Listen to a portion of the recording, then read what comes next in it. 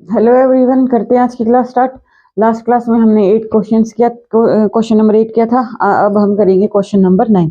ठीक है, थोड़ा सा ये दोनों स्टेटमेंट 8 और 9 स्टेटमेंट आपको सेम लग सकती है लेकिन सिमिलर नहीं है। मैं आपको दिखाती हूँ डिफरेंस। ओके, तो ध्यान से समझना है। आई होप आपने इससे पहले वाली वीडियोस देख ली हो। अगर आप चैनल पे पहली बार है तो इससे पहले वाली वीडियोस जरूर देखना, उनसे आपकी बहुत हेल्प होगी। ओके, लास्ट क्वेश्चन में हमें क्या दिया था, modulus of x upon x type function था इस टाइप से। ठीक है, लेकिन उसमें क्या, इसमें और इसमें फर्क है। यहाँ पे हमें गिवन था कि जब एक्स है वो नॉट इक्वल टू 0 और 0 when X is equal to 0। ठीक है, इस टाइप से था हमारा। आई होप ये आपको समझ आ गया होगा। ठीक है, अब हमारे इस क्वेश्चन में क्या गिवन है, हमें गिवन है एक्स अपॉन में मॉडुलस ऑफ एक्स। मैंने आपको मॉडुलस ऑफ एक्स का इससे पहले वाली क्लास में बहुत अच्छे से समझाया था। ये हमारा कब है, जब x लेस देन 0 है। x हमारा लेस देन 0, मैंने आपको बताया जिस टाइम पे हमारा जो x की वैल्यू वो लेस देन 0 होती है तो जो हमारा मॉडुलस x है वो क्या कैसे ओपन होता है, माइनस ऑफ x, ये बन जाता है।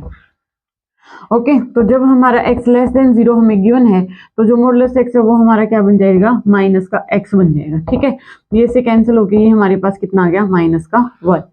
ओके, तो यहाँ पे हम क्या लिख सकते हैं, जब हमने इसको ऐसे सोल्व किया तो हमारे पास क्या आ गया कि माइनस का 1 है अगर हमारा क्या है, x है वो लेस देन 0 है। और दूसरा हमें क्या गिवन है, ये हमें डायरेक्टली गिवन है, ये भी हमारे पास क्या है, माइनस का 1।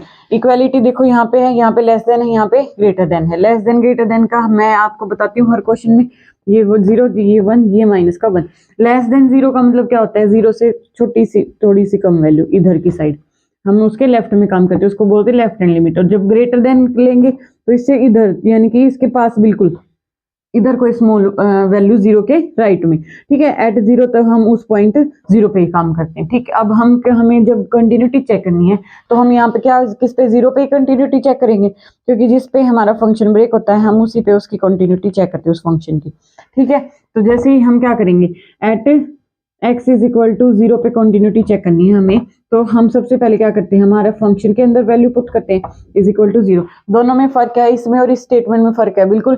यहाँ पे x लेस देन 0 पे भी यही वाला फंक्शन लेना था और x ग्रेटर देन पे भी यही वाला फंक्शन लेना था, लेकिन यहाँ पे क्या दिया, x लेस देन पे सिर्फ ये वाला फंक्शन दिया, ग्रेटर देन इक्वल टू उन्होंने कांस्टेंट फंक्शन अपने पास से दे दिया -1। हम क्वेश्चन की स्टेटमेंट के अकॉर्डिंग अपने मॉडुलस की डेफिनेशन सेम रहेगी, क्वेश्चन की स्टेटमेंट चेंज हो रही है। मॉडुलस की डेफिनेशन हमारी सेम है क्या, कि जब हमारा x है वो लेस देन 0 तो हमारा जो x है वो कैसे खुलेगा, विद माइनस ऑफ x के साथ, तो ये कैंसिल होकर हमारा -1 बनाएगा। मॉडुलस की डेफिनेशन सेम है, यहाँ सिर्फ क्वेश्चन की स्टेटमेंट अलग है, ये आपको ध्यान रखना है। पिछले वाले क्वेश्चन से इसको ये कंफ्यूज नहीं करना है कि सेम जैसा ही दिख रहा था, क्या फर्क हो गया है। तो एफ ऑफ 0 जब हम पुट करेंगे, यानी कि जब हमें x की जगह पे 0 पुट करनी है, देखो इक्वालिटी का साइन हमें यहाँ गिवन है।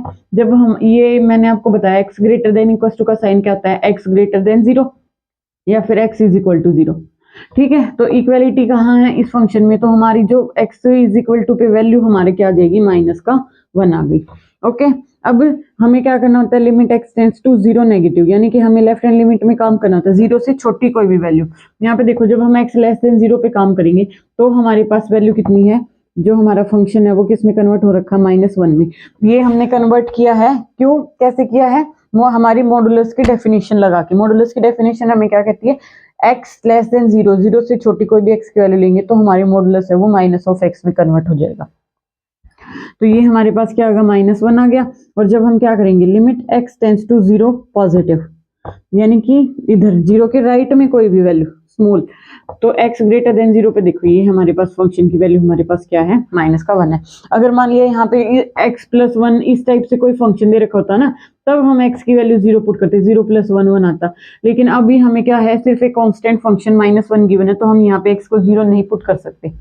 ओके, तो इसलिए हम डायरेक्ट लिखेंगे कि जब हम limit x tends to 0 negative लेंगे तो भी हमारे पास -1 गिवन है, और जब हम x ग्रेटर देन 0 लेंगे तो भी हमारे पास फंक्शन -1 कांस्टेंट गिवन है।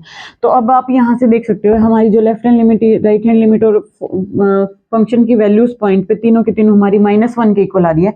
तो यहाँ पे हम बोल देंगे फॉर ऑल r, पूरे r के लिए ये हमारा जो फंक्शन है ये क्या है, कॉन्टिन्यूस है। मैं आपको फिर से बोल रही हूँ, इस क्वेश्चन को लास्ट वाले क्वेश्चन की स्टेटमेंट के साथ मतलब आपको कंफ्यूज नहीं होना है कि ऐसा सही गिवन था, ऐसा सा गिवन नहीं था। यहाँ पे सिर्फ हमें x is equal to 0 given है, ठीक है, 0, और यहाँ पे x greater than equal to 0 पे हमारा फंक्शन -1 डिफाइन, और x लेस देन 0 पे हमारा जो ये फंक्शन है इसमें हमें मॉडुलस की डेफिनेशन लगा के इसको किस में कन्वर्ट कर दिया हमने, ये कांस्टेंट फंक्शन में। ओके, जब हमने इन तीनों वैल्यूज को देखा तो ये हमारी तीनों वैल्यूज इक्वल है, तो यहाँ से हम बोल सकते हैं कि 0 पे भी कॉन्टिन्यूस है और इससे अदर जितने भी पॉइंट्स होते हैं उन पे तो कॉन्टिन्यूस होता है। तो for all R this function is a continuous, ठीक है। तो पूरे आर पे ये हमारा फंक्शन कैसा होगा, कॉन्टिन्यूस होगा।